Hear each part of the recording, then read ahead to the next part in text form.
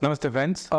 हम सब कभी ना कभी अपने फैमिली में, अपने फ्रेंड्स में किसी ना किसी से मिलते हैं जिनमें एसीएल सर्जरी हो रखी होती है। एसीएल सर्जरी आज के डेट पे बहुत कॉमन हो गया है, बट ऐसे बहुत सारे पेशेंट हमें और मिलते हैं जिन्हें एसीएल सर्जरी के बाद भी रिलीफ नहीं मिलता, उनकी घुटने की लचक नहीं जाती, इंस्टेबिलिटी नहीं जाती, और वो सर्जरी के बाद भी कंप्लेन करते हैं कि घुटना अभी भी अनबैलेंस रहता है। इसके कई कारण हो सकते हैं। नमस्कार, मैं डॉक्टर मुखोपाध्याय हूँ, एक sports injury and arthroscopy surgeon with सक्षम ऑर्थोपेडिक। जो सबसे इंपॉर्टेंट कारण है एसीएल सर्जरी के बाद लचक ना जाने का, वो है lack of good exercises, physiotherapy and rehabilitation.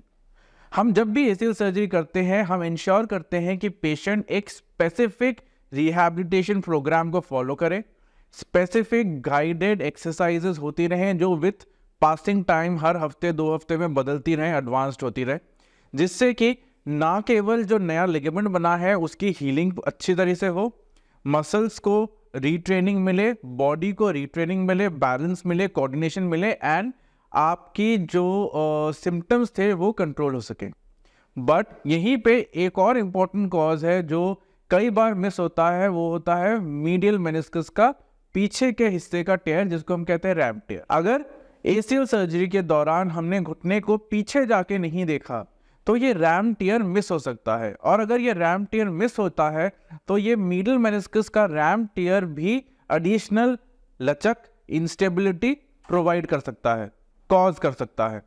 बहुत ज़रूरी है जब भी हम एसीएल सर्जरी कर रहे हैं तो घुटने के पीछे के हिस्से में जाके देखें, इस रैम टियर को आइडेंटिफाई करें, और इसको एक स्पेशल तरीके से, स्पेशल इंस्ट्रूमेंट से रिपेयर करा जाता है।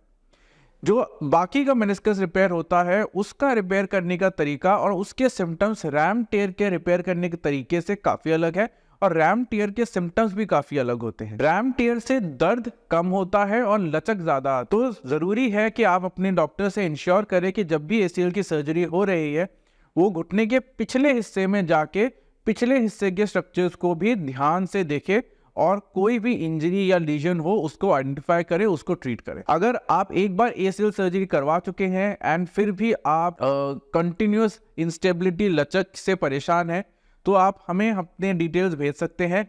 हम आपके केस को अच्छे से स्टडी करेंगे, इवैल्यूएट करेंगे एंड अकॉर्डिंगली ट्रीट करेंगे। धन्यवाद।